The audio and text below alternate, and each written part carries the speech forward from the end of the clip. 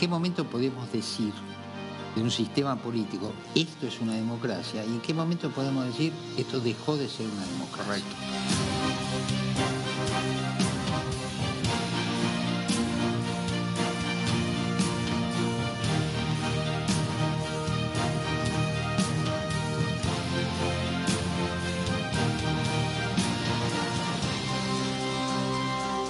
Ayer, en México, por primera vez, después de la reforma constitucional de AMLO, de Manuel López Obrador, se votaron los miembros de la Corte y de los tribunales inferiores de todo México. Fueron a votar 13 millones de mexicanos. Impresionante, sí. Yo creo que nosotros tenemos que ir a una reforma, hay que ir a una reforma constitucional.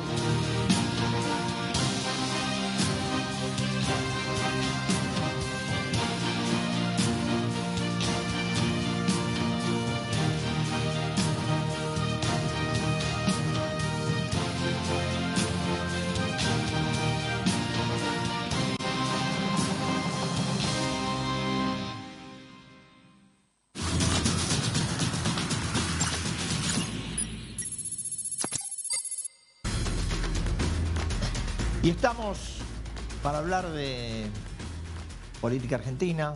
Vamos a hablar, creo, le voy a proponer también de periodismo, con un colega, columnista, secretario del Diario La Nación, Jorge Liotti. Gracias por estar. Por favor, un gusto, Eduardo. Empecemos por algo general. Y lo que te decía antes, al final vamos a hablar un poquito de nosotros, del periodismo, de cómo está, más allá de las cosas que opina el presidente. 16 meses del gobierno de Javier Milei, todos sabemos de qué manera llega, las dificultades que ha tenido para desarrollarse. Estamos particularmente en una semana con un grado de conflictividad y presencia social bastante importante. ¿Vos cómo valorarías este transcurso de aquel diciembre de la Asunción a este estado de cosas? Yo creo que podríamos graficarlo con dos curvas que marcan tendencias. Milei llega al poder como un vector de ruptura del sistema político argentino, de las dos coaliciones que venían dominando, y viene con un discurso propio de un outsider a sacudir el sistema. Esa ruptura del sistema ha permitido poner en crisis a las dos principales coaliciones, a la que giraba en torno del peronismo, a la que giraba en torno de Cambiemos, ha diluido las estructuras partidarias, ha puesto en crisis a los líderes de esos espacios. Y yo creo que los efectos de ese proceso, o los coletazos o las reverberaciones, se siguen haciendo sentir hasta ahora y probablemente se hagan sentir hasta la elección de octubre. Parece que va a ser como el cierre de ese ciclo de ruptura que se inició hace 2 años. En paralelo, me parece que hay otra tendencia, que en todo caso es la que va a tener que emerger eventualmente después de octubre, que es la de la reconstrucción. Bueno, eso. O sea, yo lo que te iba a preguntar es, bueno, efectivamente ha habido una ruptura dentro del sistema electoral. No sé si hay una reconstrucción del sistema representativo. Bueno, eso es lo que tenemos que ver a partir, para mí, de la elección de octubre, que es si el mismo actor que fue capaz de romper el sistema frente a una demanda social que estaba muy nítida, muy clara, de cansancio y agotamiento. Para mí la elección del 23 es una elección de quiebre histórico, no es una elección ordinaria en ese sentido. Ese mismo actor que es Javier Milei y La Libertad Avanza son vectores también de reconstrucción, si pueden adaptarse a ese papel. Y en ese proceso yo creo que hay dos desafíos. Uno, si el personaje y su fuerza política tienen esa capacidad, así como destruyen el sistema y lo ponen en crisis y cuestionan los liderazgos, si puede emerger un nuevo mecanismo allí yo diría, de rearmado del sistema y de ellos como fuerza política. Y después de fondo está esto que vos planteás, que es el problema de la representación, que en el 2023 encontró a Milei casi a último momento como una especie de válvula de escape de una olla a presión que se sentía en la sociedad desde la salida de la pandemia. Exactamente. Y yo creo que parte de ese cuadro social hoy sigue latente.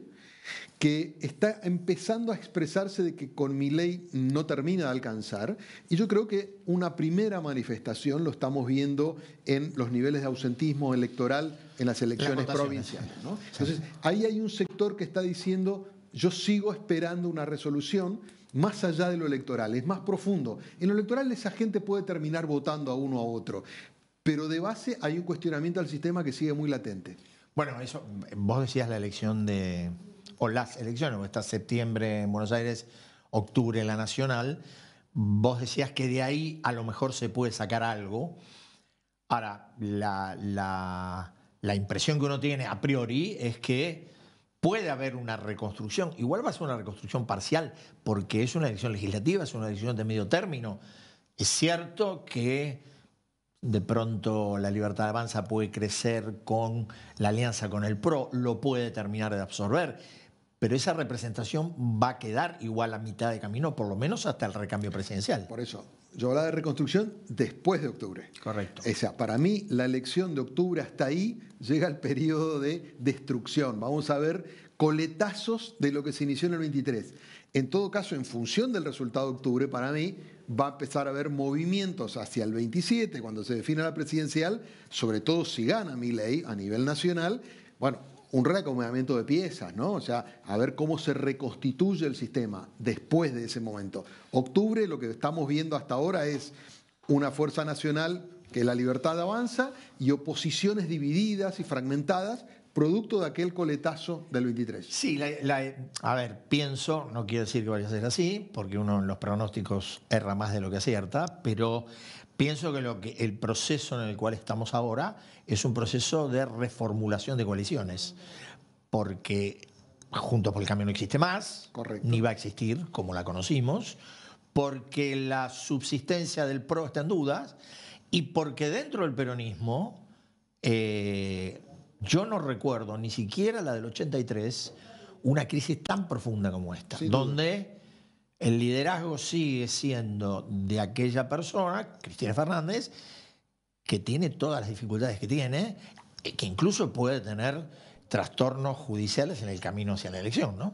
Yo coincido, me parece que ahí dividiría el análisis en lo que es una eventual coalición en torno a la Libertad Avanza y lo que pasa con el peronismo. Que daría la impresión que eso sí que no compatibilizan, digamos, en términos generales. Entonces, la Libertad Avanza tiene hoy en sus manos la posibilidad de definir una estrategia electoral que hay que ver si la alcanza para ganar la elección. A mí me da la impresión de que para después de octubre va a tener que hacer algo superador a eso. Primero, porque no va a tener mayorías por más de que gane nítidamente. Y en segundo lugar, porque yo creo que ese 40% que está diciendo no voy a votar está expresando algo. Entonces, va a ser muy importante lo que haga Milei el día después de la elección. ¿Qué lectura hace de la elección? Las legislativas son elecciones muy engañosas. Sí. Dan un resultado absoluto, cantidad de bancas, pero expresan más cosas. Para mí, ahí va a tener que tener la habilidad para leer eso. Y en el caso del peronismo, yo creo que al ser la principal fuerza opositora, está en una situación, como vos decías, de una crisis muy profunda porque tiene que hacer una revisión bien de fondo, no solo de liderazgo, ideológica, de doctrinas. Quedó con una retórica muy anclada en un siglo XX industrialista que hoy, ya avanzado el siglo XXI, no se corresponde. En el siglo XX, yo te agregaría en el siglo XX, o rémoras del siglo anterior, digamos, de la mitad del siglo XX. Por eso, entonces me parece que le está haciendo falta un ayornamiento, yo te diría, conceptual, te diría desde el punto de vista de la doctrina propia del peronismo. Me parece que ahí está haciendo falta un sacudón. Ahora lo que estamos viendo son aparentes reacomodamientos electorales, pero de base, de fondo, es cómo reencantás a esa gente que se te fue, cómo reconectás con ese sector que te está diciendo hoy que tampoco Milei es la solución para ellos. Esa gente todavía no es interpelada por el peronismo. Dos cosas anoté de las que dijiste que te quiero preguntar. Vos ya lo de Milei y cómo Milei interpreta el resultado de octubre. Y yo te pregunto, me parece que el gobierno no está en condiciones, estamos hablando... Mes de mayo estamos, ¿no? Yo estoy perdido. Junio, mirá lo perdido que estoy. Ya empezamos. Sí. Junio, estamos en junio. Hay que llegar a octubre. Uno supone que con la fotografía que uno ve hoy, el gobierno debiera ganar. Ahora, yo no me imagino para un gobierno de estas características, con la centralidad de Milei, con una sin territorialidad, con representación parlamentaria muy precaria, no me imagino un gobierno que pueda salir fortalecido si no saca una base del 40% de los votos. Yo creo, ese es un umbral, yo te diría que no está escrito en ningún lado, pero es como un principio, un gobierno que se expone a una legislativa y saca menos del 40 está en problemas, saca 40 o más, supuestamente sorteó el obstáculo. Ahora bien, el gobierno va a necesitar ganar nítidamente la elección para generar, más allá de la cantidad de bancas que logre, la percepción en todo el sistema, posibles aliados, gobernadores, de que este es un proyecto sustentable, que tiene proyección en el tiempo y que le ofrece algún canal, yo te diría, de mutua conveniencia a sus actores para cooperar. El gobierno necesita solidificarse. Hasta ahora ha atravesado, la verdad que con muy pocas herramientas, con bastante éxito. Yo te diría que con un grupo muy chico de legisladores, baja de la inflación y cierta estabilidad económica y una centralidad en la figura de Milei. Con eso poquito logró sortear estos 2 años.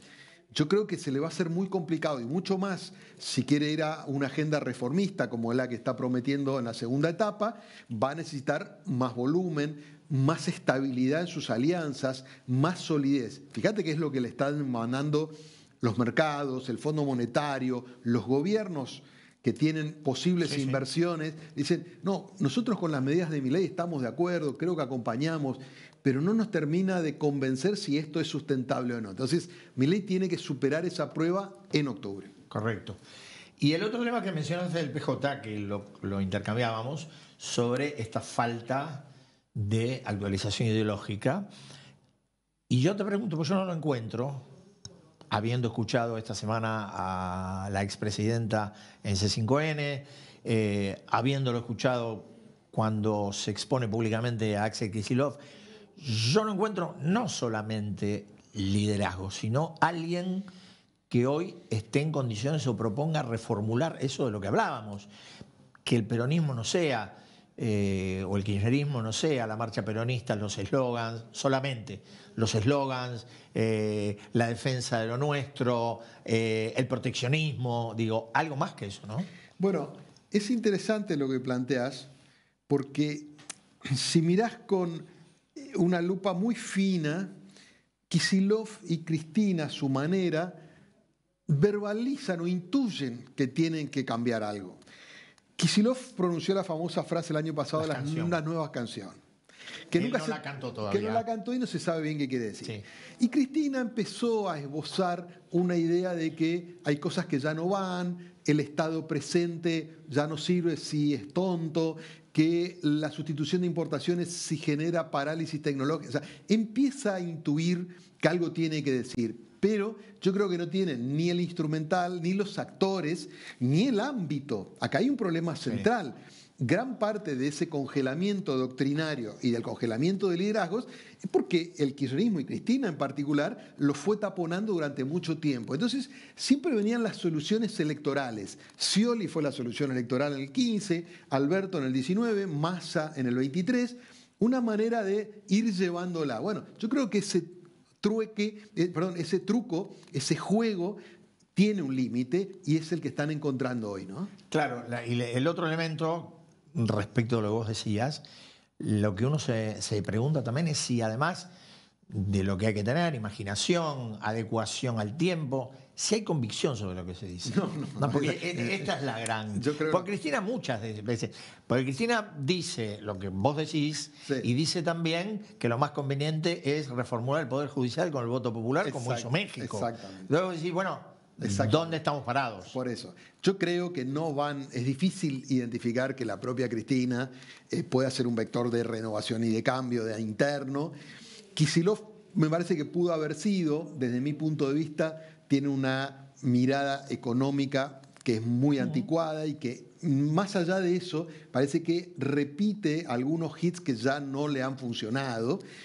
Y después hay un desierto muy importante, a pesar de que la Argentina tiene muchas geografías, parece un vasto desierto. El peronismo hoy no ofrece figuras en las cuales uno pueda empezar a afinar la mirada. Y los que tendrían potencial, el mensaje que mandan es: no me quiero meter con el poder central. Gobernadores, yo me quedo en mi provincia, digamos, alambro la provincia, arreglo con el gobierno, no vengan desde Buenos Aires. O sea, el AMBA se transformó en un factor tóxico para el interior, para gobernadores que más o menos la tienen, manejan su territorio, sí. Y con eso está resuelto. No, fíjate hace cuánto tiempo, Eduardo, no hay un fenómeno del interior puro. Menem en los 90 y Kirchner, pero que se transformó en un fenómeno bonaerense. Kirchner, ¿no? con Duhalde, más el aparato. Y hay un fenómeno, no sé si lo compartís, y hay un fenómeno de un peronismo, muy curioso, de un peronismo que gana una provincia, pero donde el peronismo en términos nacionales nunca gana, pero esa provincia, hablamos de Córdoba, nunca exporta el modelo. Bueno, es muy interesante, ¿no? El cordobesismo, el peronismo cordobesista, es justamente un modelo exitoso de encapsulamiento, ¿no? Que de alguna manera ha encontrado la fórmula, ya están hace 20 años en el poder, de ir renovándose permanentemente. Y también es muy interesante esto. En general, los presidentes, por ejemplo, el caso de Macri, que ganaba, pero por mucho margen en Córdoba, nunca pudo hacer pie territorialmente en Córdoba, ¿no? O sea, como que lo tiene alambrado. Ahora, nunca quisieron trascender. Cuando Schiaretti, que fue el eslabón del medio entre De la Sota y Yarlora, que está hoy, salió a la luz nacional, ya era tarde. Fue la candidatura de la última elección, ya estaba un poco más de vuelta, ¿no?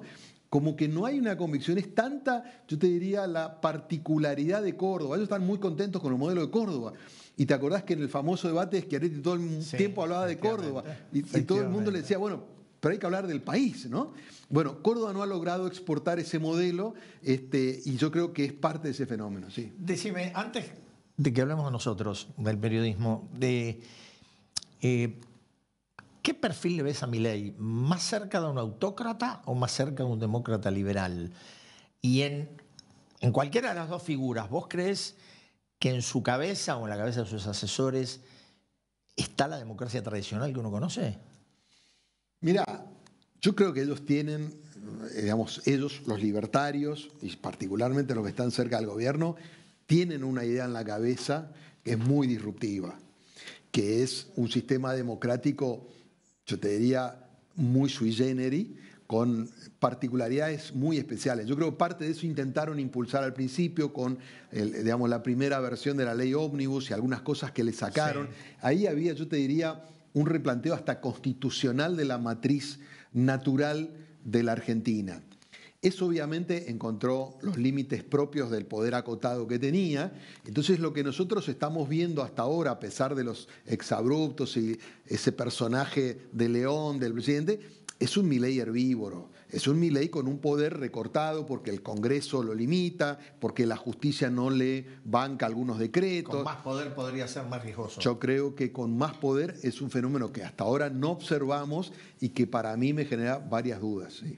Bueno, las compartimos. Y ya que hablamos de Milei, hablamos de periodismo. Ahora, ¿por qué? A ver, esta tendencia constante del presidente de tomar al periodismo como el adversario. Te pregunto, ¿para vos es una estrategia o es una estrategia más una convicción de que el periodismo crítico es un estorbo para los planes políticos de La Libertad Avanza? No, yo creo que hay de las dos cosas. Me parece que hay un bajo nivel de tolerancia a la crítica, eso está de fondo. Hay una idea de que hay que desintermediar la relación con la sociedad. Lo mismo, ¿eh? Sí, exactamente. Yo creo que hay una diferencia quizás sutil en el modo de confrontar con el periodismo del kirchnerismo y este.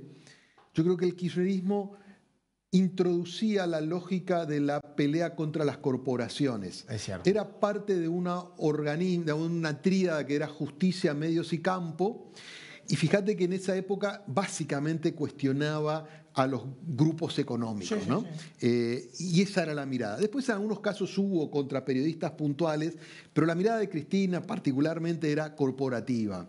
La de Milei tiende a desvalorizar el ejercicio de la profesión, digamos. Es decir, decir, el periodismo es equivalente casi en todos los casos, en la gran mayoría, a mentiroso, ensobrado, etcétera, etcétera. Lo que vale es Twitter. Obviamente, o sea, es la licuación de la función periodística. Eso, por un lado, te diluye la crítica, te mete al periodismo en yo te diría, un tsunami de mensajes y de contenidos, que es lo que circula en las redes, donde hay periodismo, música, entretenimiento y todo vale lo mismo, operaciones, militancia, y no tienen por qué hacer periodismo. Y por otro lado, yo creo que de algún modo neutraliza esa idea de que hay alguien que interpreta sus palabras, que es algo que siempre el poder quiso hacer, ¿no? Acá yo creo que lo llevó a un nivel muy superior en intensidad, en insistencia, porque fíjate que ya lleva mucho tiempo machacando sobre la misma idea y ha sido particularmente hostil, ¿no? Él o el grupo que lo sigue. Yo pensaba el otro día, y lo comentaba con colegas, que más allá de lo que vos describís muy bien, de cuál es la idea que tiene el presidente o la idea que tienen los libertarios, también hay un contexto que ayuda a esa idea y que tiene que ver con nosotros. Sí. Es decir, la desconfianza, el descrédito, como quieras llamarle, que la sociedad tiene en general con las instituciones, la tiene también con nosotros. Sin duda. Yo comparto, creo que Milei martilla sobre un clavo que está flojo y él lo sabe. Me ha tocado estar en algunas de estos focus groups que miden desde cómo está el gobierno, qué sé yo demás, y le preguntan las barbaridades que dicen de nosotros la gente común que es convocada con diversidad de edades, situación socioeconómica. O sea, no somos queridos, no somos valorados, y en eso, naturalmente, nosotros tenemos una parte de la responsabilidad. Y yo creo, déjame agregar esto, que hay un problema que tiene algún antecedente, que es ¿por qué nosotros nos convertimos en parte del poder? ¿Por qué la gente nos cuestiona? Porque identifica que dejamos de ser el contrapoder, digamos, aquella idea que era el cuarto poder, el periodismo, o el perro guardián y demás, y nos empezó a identificar, probablemente por errores propios, como parte del establishment. Entonces, al ser parte del establishment, pagamos parte de ese costo. Entonces, la gente, cuando el gobierno dice es casta, bueno, yo creo que la gente visualiza, por lo menos a algunos sectores del periodismo, ¿no? Y uno de los, y la última que te hago, y uno de los, me parece uno de los reflejos de ese lugar del cual nos corrimos, o nos corrieron, como quieras, también se refleja en cómo funciona hoy la dirigencia política respecto del periodismo, ¿no? Digo, hoy lo común es que un dirigente político va a la entrevista donde se siente cómodo, claro. No va a una entrevista donde lo puedan interpelar. Bueno, es parte de la misma dinámica que viene germinando, en particular en las redes sociales, que es marcar nitidez y generar cámaras de eco donde se retroalimentan los mensajes entre los parecidos. Entonces, vos hablás con un ecosistema digital en particular que replica tu mensaje, después hay otra burbuja separada y prácticamente no hay conexión. Eso, traducido a la televisión, por ejemplo, te lleva a que se siga hablando con los propios, porque lo importante es retroalimentar ese núcleo duro de los que piensan parecidos, no el debate, que es un poco lo que está de fondo en cualquier sistema republicano, ¿no? La interacción, el debate, el consenso, bueno, eso no. Lo que hay es que crear núcleos nítidos, apartados, donde uno, con un sesgo muy claro, baja el mensaje. Y en ese sentido yo creo que hay que interpretar tanto a Milei hablando con periodistas o medios afines, como Cristina haciendo lo propio. Exacto. Jorge, mil gracias. Por favor. Y seguro que nos vamos a volver a charlar. Cuando quieras. Nosotros, antes de ir a un corte, vamos a estar, mejor dicho, después del corte, vamos a estar con el tema México, que lo mencionamos recién con Jorge, las elecciones del domingo pasado, inéditas en el mundo, elecciones convocadas para renovar todo el Poder Judicial, un viejo anhelo de Cristina acá en la Argentina. Ya volvemos.